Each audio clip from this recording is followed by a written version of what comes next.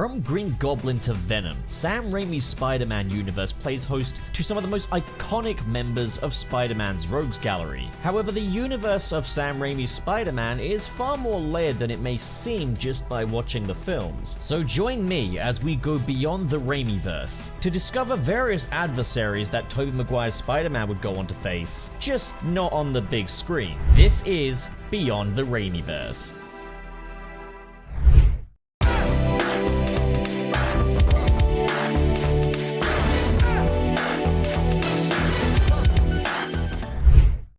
Matt Gargan, aka the Scorpion, would make his very first appearance in Amazing Spider-Man 19 in December of 1964, created by Stan Lee and Steve Ditko. Matt Gargan was a private investigator hired by J. Jonah Jameson to investigate Peter Parker and how he is able to get such great pictures of Spider-Man. Yeah, Jameson was onto Peter Parker at a pretty early stage in his career. In fact, in the original origin story, J. Jonah Jameson is very much the creator of the Scorpion, who would go on to become one of Peter's greatest adversaries. It was literally J. Jonah Jameson who had Matt Gargan put forward for the barely tested procedure which would transform him into the Scorpion, encasing him in an armor that was impossible to remove. This transformation drove Matt Gargan insane, causing him to turn to a life of crime, and the rest is history. There was a definite tragic layer to Scorpion's story in those comics, but it was barely touched on. This would be elaborated quite a bit further in later iterations, and that includes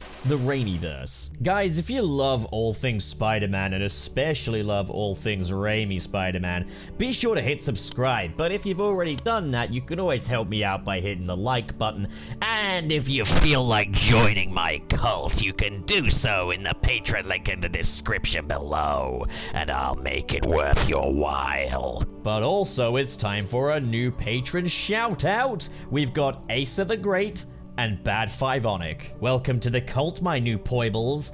And without further ado, let's talk about the Scorpion. Enter Spider-Man, the movie, the game, in 2002. Scorpion would be one of the earliest adversaries that Spider-Man would go up against in this universe. Heck, even before Green Goblin, Scorpion would be among the ranks of Vulture and Shocker as some of the first supervillains that Peter would go up against. However, before we get stuck in the weeds with Scorpion's story, let's quickly touch on Shocker. In Spider-Man, the movie, the game, Spider-Man would go up against the Shocker at Grand Central Station. In spite of making appearances in both Spider-Man 1 the game and Spider-Man 2, there's not a lot to be really said about the Shocker. He's really more of a mook than anything else. Such is life, really, with the Shocker. You don't really need to do much to justify a Shocker appearance in your Spider-Man movie, game, or whatever. Yeah, you'll be hard-pressed to really find too many multimedia examples of him being a main antagonist. And in this case, he's much more the catalyst for how Spider-Man would go on to meet the Scorpion. Jameson sends Peter to take some pictures of the collateral damage at Grand Central Station. However, when at the station, Peter quickly realizes there is something weird going on. The elevator he's in abruptly breaks down, so he suits up and finds none other than the Scorpion being attacked by Oscorp's drone spiders. You see, Osborn's been onto Spider-Man as well, keeping track of him and sending little spider drones to attack him. But because the Scorpion has a similar arachnid-esque DNA, they've been tracking him too. So seeing that the unstable-looking guy in the mechanized Scorpion suit is under attack by the spider robots, Peter's first instinct is to protect him. Honestly, surprised that he doesn't have a few more questions about the whole situation, but hey. It definitely made for quite a cool dynamic to have a villain that Peter wants to protect in this story. And I can see why, as Scorpion definitely comes off as more paranoid and unstable than he does outright evil. In fact, he's even a little childish. Go back to your corporate masters! I don't know why, but there's something so funny about him telling the spiders to go home to their corporate masters. And Scorpion's very much suspicious of Spider-Man, that he's with the mechanized spiders, and I guess, yeah, I can see why you'd put two and two together there. Freedom! Freedom! Scorpion's also very resistant to Peter's offers to help as well, telling Peter that he can't take him back. Back where though? So, with a paranoid Scorpion resisting Spider-Man's help, once again, poor Grand Central Station is the stage for another brawl, with Scorpion exhibiting enhanced speed and strength, as well as some pretty fierce projectiles coming from his tail. Not to mention some pretty nifty jumping as well. But of course, Spider-Man takes him down, still feeling sympathetic towards him and vowing to get him to a hospital. But first, Peter's got bigger fish to fry. He wants to see where these spiders are coming from. And while he's thinking about that, the Scorpion runs away. Peter, you idiot! He was down, and part of the reason you had this fight in the first place was because you offered to help him, and, you know, he's kind of a danger to the Peter! Mr. Parker. And he doesn't show up again in this game. I can't help hoping I've seen the last of him. However, this wasn't the last we'd seen of the Scorpion, in spite of Peter's wishes. Am I not supposed to have what I want?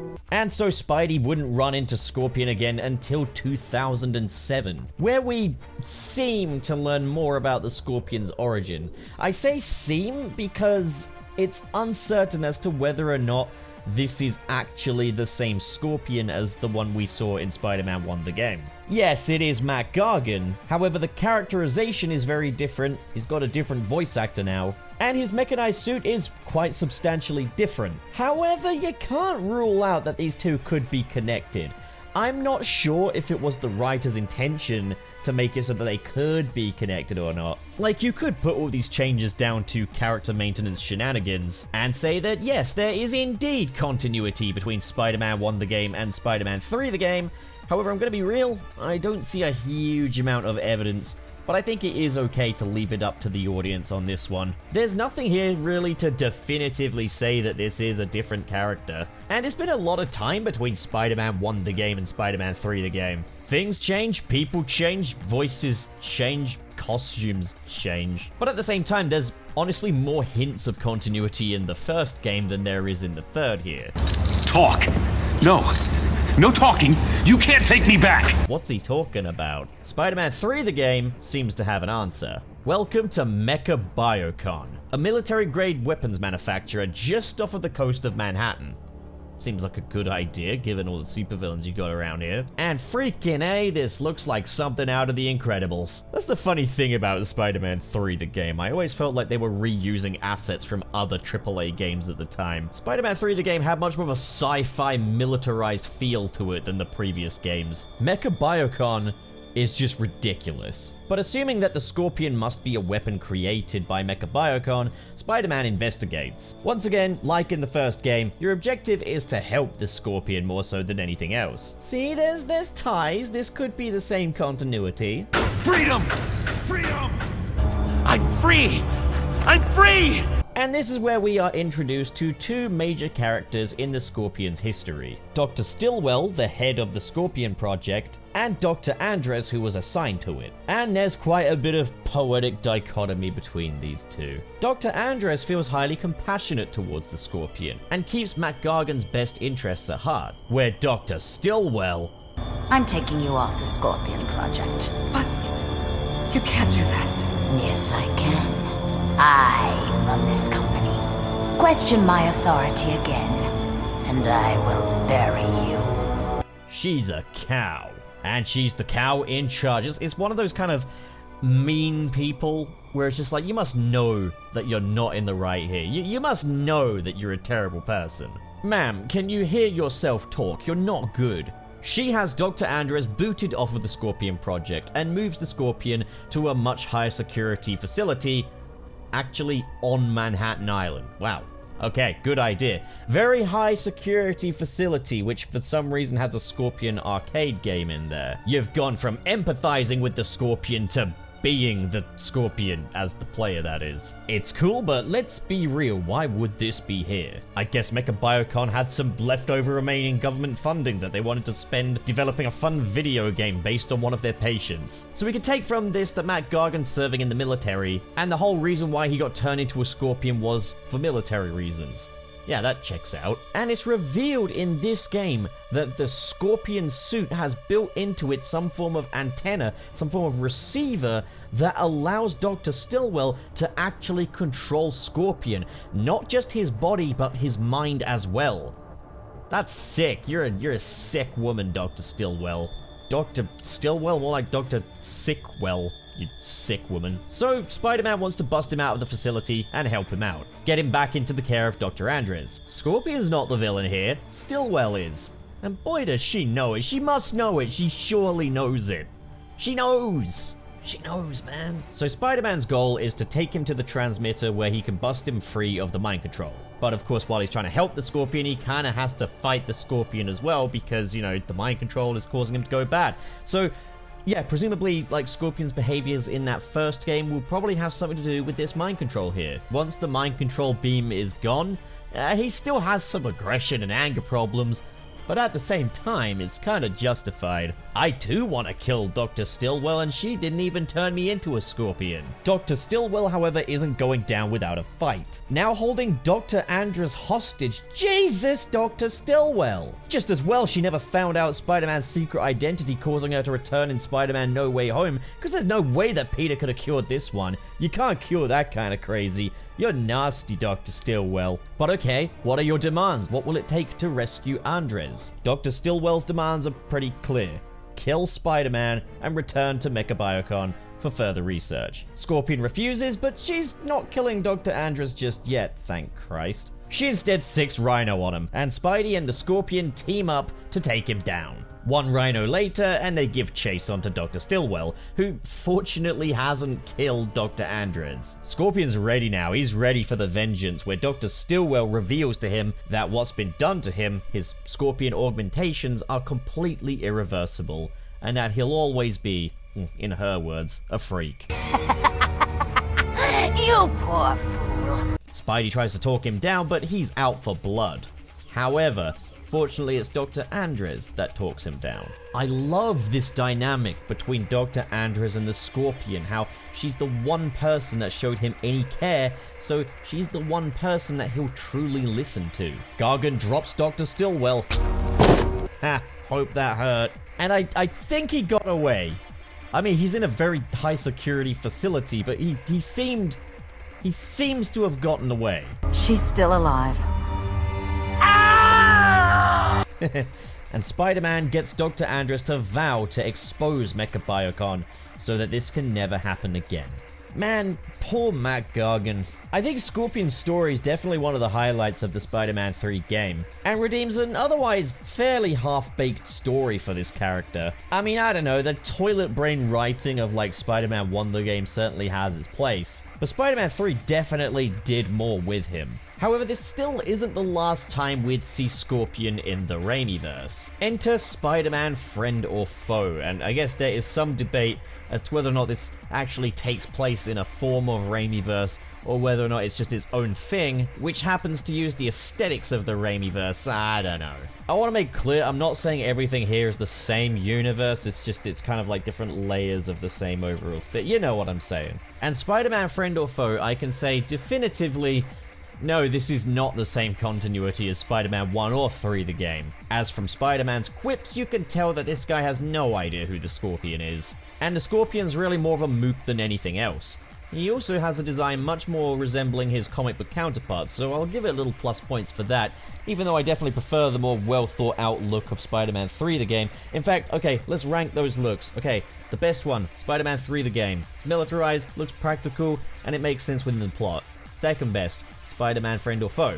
Yeah, that's a cool design, you know, very comic booky. And then the last, my least favorite, is the Spider-Man 1 the game Scorpion suit, which is just kind of a variant of the Green Goblin's kind of bodysuit, but with a Scorpion theme to it, and it's purple and stuff, and it's alright, I guess. It's just very, you know. Fun fact, you can buy action figures of both the Spider-Man 3 and Spider-Man 1 versions, but for some reason, they took some design liberties with the Spider-Man 1 version. He's now in blue, and his armor's a little different, something to differentiate him a little bit more from the Green Goblin. That's the one I had, and he could shoot water out of his tail. It was pretty cool. Anyways, back to Spider-Man Friend or Foe. You fight him while he's under mind control from Mysterio. Poor guy cannot catch a break from the mind control. Then once he's busted out of that, he's pretty mellow. He's a mellow fellow. You can add him to your roster of characters, and he's a nice dude. In this story, Spider-Man's a lot less sympathetic towards the Scorpion, opting for just making quips about him. Spider-Man, you're kind of a dick. Somebody needs a thumping, because I don't like being out of control. And yet, when you're in control, you dress up like a scorpion and act crazy. Go figure. But you could be worse. You could be Dr. Stillwell. So there you go. That's a complete history of the Scorpion in the Sam Raimi Spider-Man universe.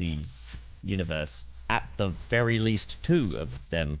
Possibly 3. I figured he'd be a good one to kick this off with, because there's a little more to say about him than some of the characters that you fought before him in Spider-Man 1 the game, such as like Vulture and the Shocker. Again, like, things were very light on story in the Spider-Man 1 game. So if I talk about things like Vulture and Shocker, they're going to be just much more footnotes in the grander scheme of things. But Scorpion, there's a fair bit here to chew on. Guys, do you like the Raimiverse Scorpion, and which version is your favorite? Which Raimiverse villain do you hope I'll cover next? There's quite a lot of ground to cover. Don't be boring. Don't leave it to just like Doc Ock and Green Goblin. Like, those are in the movies, you pleb. Let's like do the ones that people know less about. Looks like you're done now. Go outside and play. So what do you guys think? If you enjoyed this video and you want to support more like it, be sure to hit that big, beautiful subscribe button. And of course, in the description below are links to different social media feeds, including the Patreon. If you're feeling extra generous, like the following people. Who are Marcus Ward, Sirius the Skeptic, Biotin Arts, Mr. SP, David 20 Covers, Sergio, Shoden, Legendary Ray Ray, Adam Myers. Thank you guys, you are the best of the best. But as for the rest of you, thank you so much for watching, guys, and have a great day.